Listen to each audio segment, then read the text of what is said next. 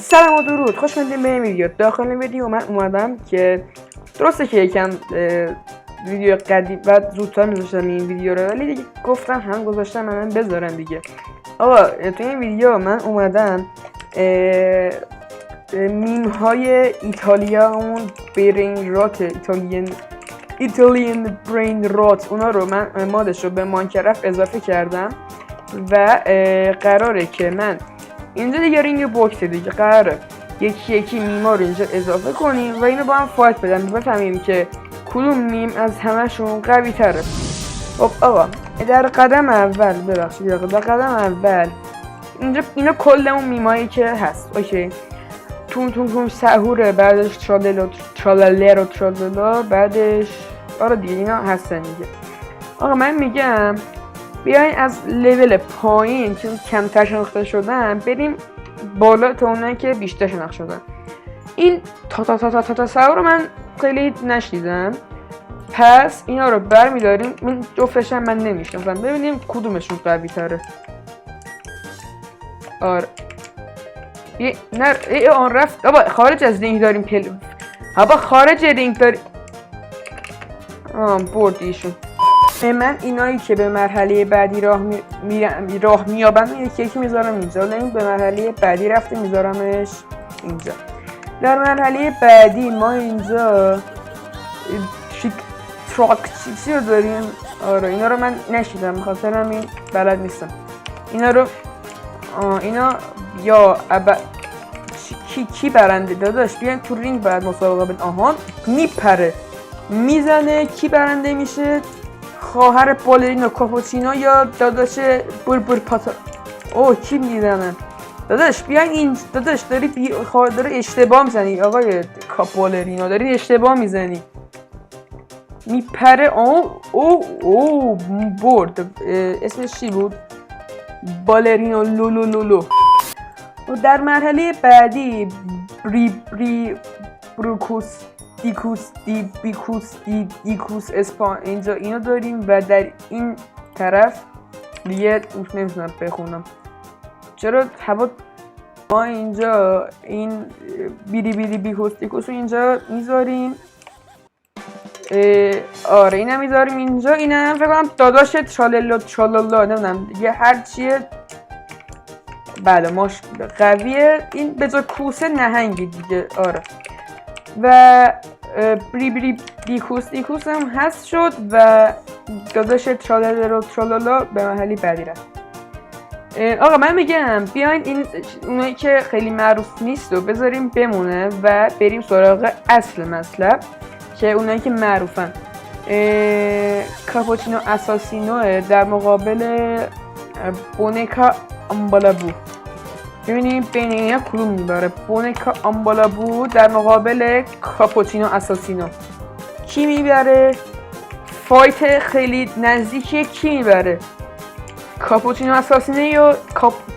اساسینو یا در مقابل بونیکا آمبالابو کدوم میبره؟ چه فایت سنگینیه، هیچ کدوم نمیخوام ببازن.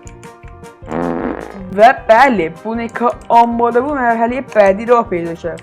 بعدش ما اینجا بالرینا کاپوچینو رو داریم در مقابل تریپی. اینا رو میذاریم اینجا. بله کدوم میبره؟ بالرینا کاپوچینو داره توف میکنه. چیه؟ نه یکی داره توف میکنه این وسط. فایت سنگینیه. او تریپی داره میزنتش فکر کنم. بله درست. آره تریپی برد. ما در مرحله بعدی این داداشمون که نمیتونم بخونم و داریم در مقابل این یکی داداشمون.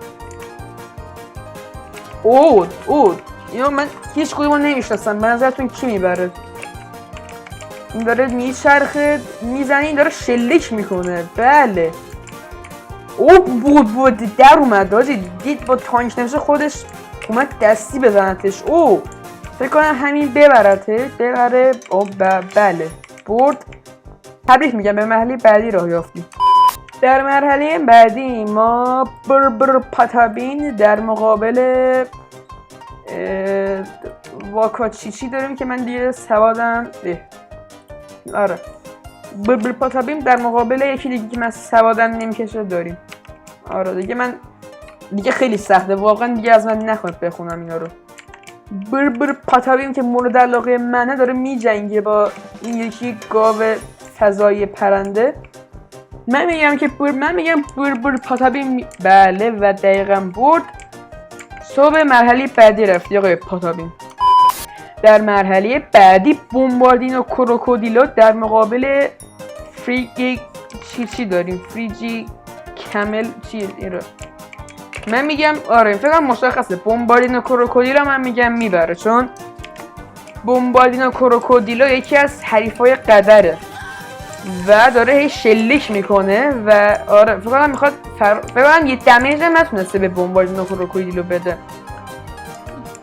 کی میبره؟ من خیلی مشتاقم و بله مثل همیشه که مشخص بود بومباردینو کروکودیلو میبره. در مرحله بعدی چیمپانزینی بانانینی در مقابل چالالرو چالالا. نه ای با اشتباه گذاشتم. در مقابل چالالرو چالالا کی میبره؟ اوه فایت بیرون رینگ انجام میدن. کی میبره؟ اوه فایت خیلی نزدیکیه. من میگم چالالرو چالالا میبره و بله دمیج میزنه و کاملا مشخص بود. در حال شما به مرحله بعدی راه یافتی.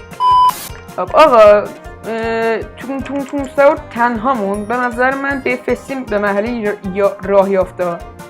این دوتا رو من میگم چون شناخته نشدن کم تا کسی میشناسه، ما این چند تا رو بندازیم بیرون و رقابت بین شخصیت‌های اصلی باشه. ما اینجا بونکا آمبالابو رو برمیداریم همراه با تریپی تروپا تریپی. اینا رو میذاریم اینجا. این خیلی فایت مهمیه.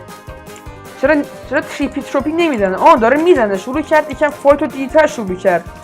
داره همه رو میزنن و فکر کنم تریپی تروپا تریپی ببره.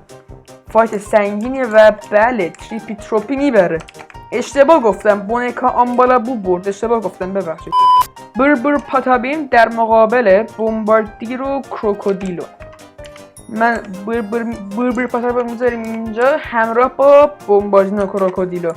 من دوست دارم بر پاتابیم برنده شه. دوست دارم مورد علاقم همین بر پاتابیمه. کی میبره؟ فایت سنگینی، رقابت شدید. فقط داره هی موشک میندازه و بومباردینو کروکودیلو میبره. من متاسفم، میخواستم بر پاتابیم برنده بشه. در مرحله بعدی دو تا از قویا چالالرو چالالا در مقابل تون سحور.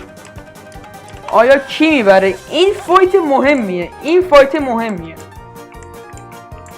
میزنه تون میزنه.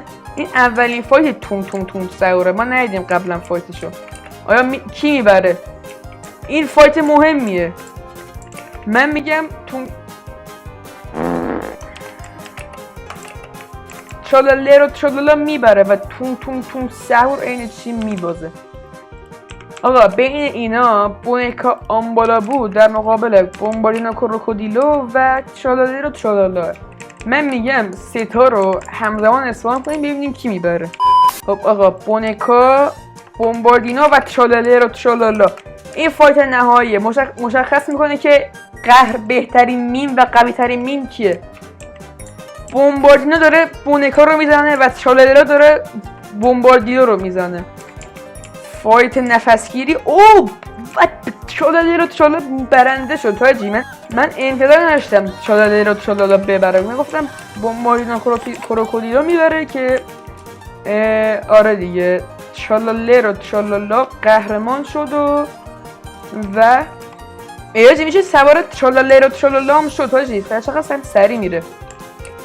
و الان ما فهمیدیم که قوی ترین میم ایتالیایی چیه و خواهشاً دعوا نکنید برش و مشخص شد که قوی ترینش چالالرو چالالا. خواهشاً ما چقدر سریع راه میره. ایوه حتما لایک و ساب کن و لینک دانلود ما دارم من توی دیسکریپشن این ویدیو میذارم. آره اگه لینک هم نذاشتم اسم ما دارم میذارم، برید دانلود کنید و عشق کنید. لایک و ساب هم فراموش نشه. همین دیگه.